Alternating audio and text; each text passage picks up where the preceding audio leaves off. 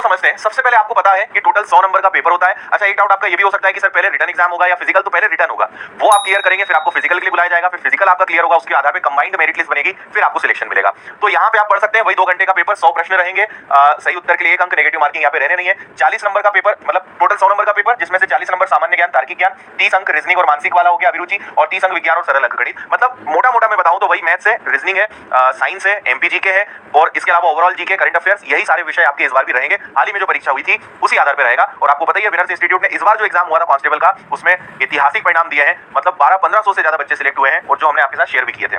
चलिए इसको आगे बढ़ते हैं, इसमें नया कुछ नहीं है। यहाँ पर देखें, अब देखिए यहाँ पर होगा शारीरिक दक्षता परीक्षण, है ना, बी यहाँ पे फिजिकल जो प्रोफिशिएंसी टेस्ट है 100 नंबर का ही रहेगा, जो कि कुछ समय पहले मुख्यमंत्री जी द्वारा बताया गया था कि भैया फिजिकल के भी मार्क्स हम आपको देंगे। तो अब उसको पूरा डिपार्टमेंट ने बनाया है कि किस तरीके का रहेगा। जब मैंने इसको देखा तो मुझे तो थोड़ा सा खतरनाक लगा, क्योंकि थोड़ा सा नई चीज है, थोड़ा सा बच्चों को परेशानियों का सामना करना पड़ेगा। जो पहले से मेंटली प्रिपेयर थे उनको थोड़ी बहुत दिक्कत तो आएगी, है ना, थोड़ा सा कॉम्प्लिकेटेड तो इसको बनाया गया है।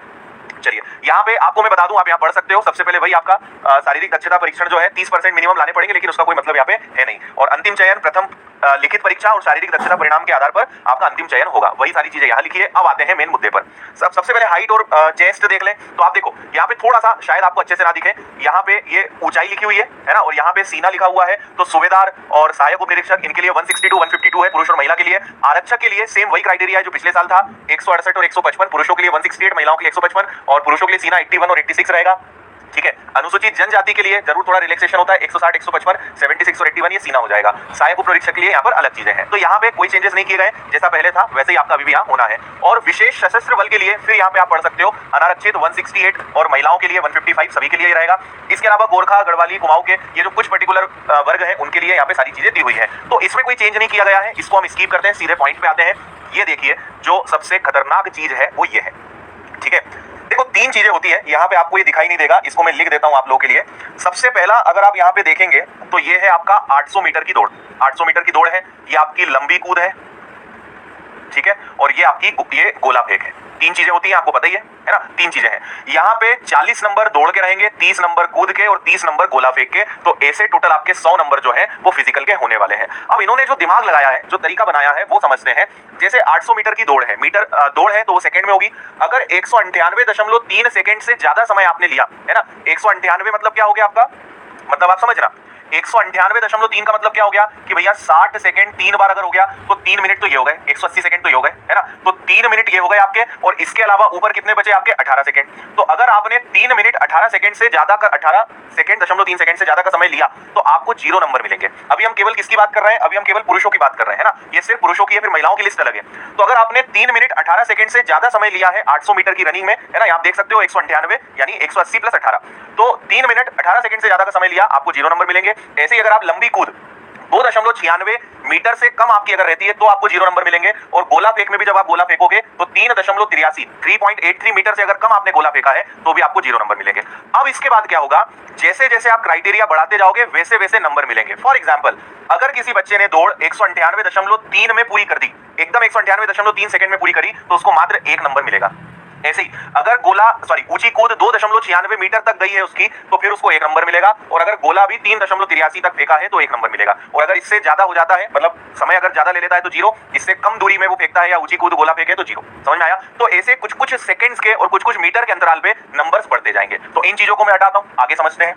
अब देखिए यहाँ पर थोड़ा सा और बड़ा कर देते हैं। मान लीजिए कि आपने यहाँ पर 181.2 सेकंड यानी लगभग 3 मिनट 1 सेकंड के अंदर आपने दौड़ पूरी करी तो आपको 10 नंबर मिलेंगे। अगर आपने ऊंची कूद 3.77 मीटर तक कर दी तो आपको 10 नंबर मिलेंगे। 5.36 मीटर पे गोला फेंका तो 10 नंबर मिलेंगे। ये सब अलग अलग भी हो सकते हैं ना, सबका अलग अलग पूरा देखा जाएगा। आपके कितने सेकंड लग रहे हैं दौड़ में, आप कितनी दूर तक गोला फेंक रहे हो, कितनी ऊंची कूद है, वो नाप कर उसको देखकर आपको इस आधार पे नंबर मिलेंगे। ऐसा पूरा चार्ट यहाँ पे बना हुआ है ना। तो ये आप देखिए पूरा इस तरीके का चार्ट यहाँ पर है। ये 19 नंबर तक का दिया है। फिर अगले पेज पे चलते हैं, ये रहा आपका अगला पेज। अब देखिए अगले पेज में क्या है, सबसे नीचे आते हैं।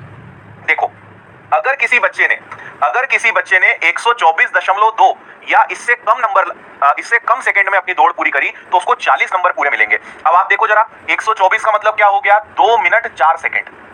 अगर 2 मिनट 4 सेकंड में आपने 800 मीटर की दौड़ पूरी कर दी तो 40 नंबर पूरे आपको मिलेंगे।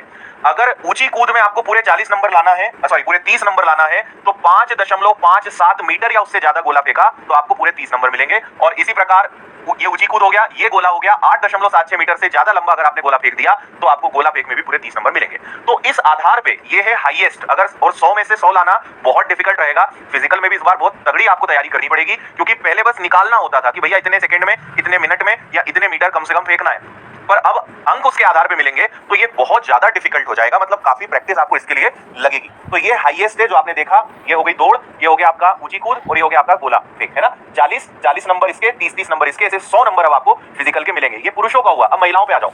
अब महिलाओं का सिस्टम भी समझ लो। देखो चीजें वही, 800 मीटर की दौड़, लंबी कूद और गोला फेंक। अब यहाँ पे भी 261.8 से अगर आपने ज्यादा समय लिया, अब अगर 261.8 को अगर हम मिनट में बदलें तो ये होता है लगभग 4 मिनट 240 सेकंड तो गए, और इसके बाद आपके पास बचे लगभग 21 सेकंड, 21.8 सेकंड। तो आपके पास 4 मिनट 21.8 सेकंड है। अगर आपने इससे ज्यादा, इतना या इससे ज्यादा समय लिया तो 0 नंबर, है ना। मतलब इतना लिया तो ठीक है, इससे ज्यादा लिया तो 0 नंबर। ऐसे ही 2.04 मीटर से आपकी कम अगर लंबी कूद रही तो 0 नंबर, और 2.85 मीटर से कम गोला फेंका तो 0 नंबर। तो ये हो गया मिनिमम। अब मैक्सिमम की बात करें तो यहां आ जाते हैं महिलाओं के लिए।